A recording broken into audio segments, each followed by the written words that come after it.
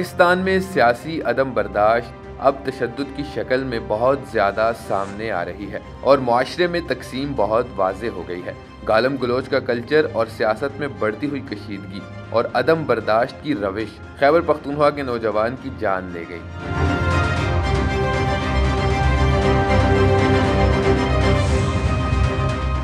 पेशावर में घर पर पीटीआई का झंडा लगाने पर बाप ने कतर पलट बेटे को गोली मारकर हलाक कर दिया।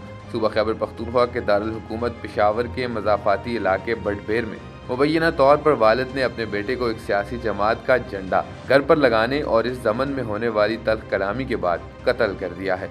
इस वाक़े का मुकदमा मकतूल अताउर रहमान के भाई आरिफुर रहमान की मदियत में दर्ज किया गया है, जिसमें कहा गया है कि दोनों बाप बेटा में सियासी गुफ्तगू पर तकरार और तल्ख कलामी का आगाज़ हुआ, जिस पर तैश में आकर वालिद ने अपने पिस्तौल की मदद से अपने बेटे पर फायरिंग कर दी।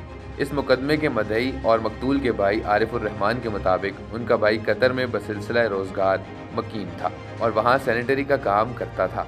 आरिफ के मुताबिक उनके भाई 2 माह की छुट्टी लेकर पेशावर में अपने घर आए और 20 रोज़ बाद वापस कतर जाना था। आरिफ कहते हैं कि उनके वालिद और भाई में बहस घर की छत पर तहरीक इंसाफ का पार्टी परचम लगाने से शुरू हुई, जो बढ़ते बढ़ते तल्ख कलामी तक पहुंच गई और तैश में आकर उनके वालिद ने अताउर रहमान पर गोली चलाकर उनके भाई को कत्ल कर दिया।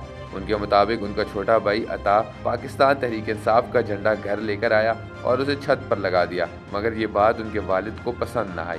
आरिफ के मुताबिक वालिद ने भाई को ताकीद की कि वोट जिसको भी देना है दो, लेकिन ये झंडा लगाने वाली बात सही नहीं है। आरिफ कहते हैं कि इस बात पर उनके छोटे भाई ने वालिद से बहस शुरू कर दी कि झंडा लगाना तो कोई बड़ी बात नहीं है, और बिलाखिर तकरार इस हद तक बढ़ गई कि नूर रहमान ने पिस्तौल निकाल कर अपने बेटे पर फायरिंग कर दी।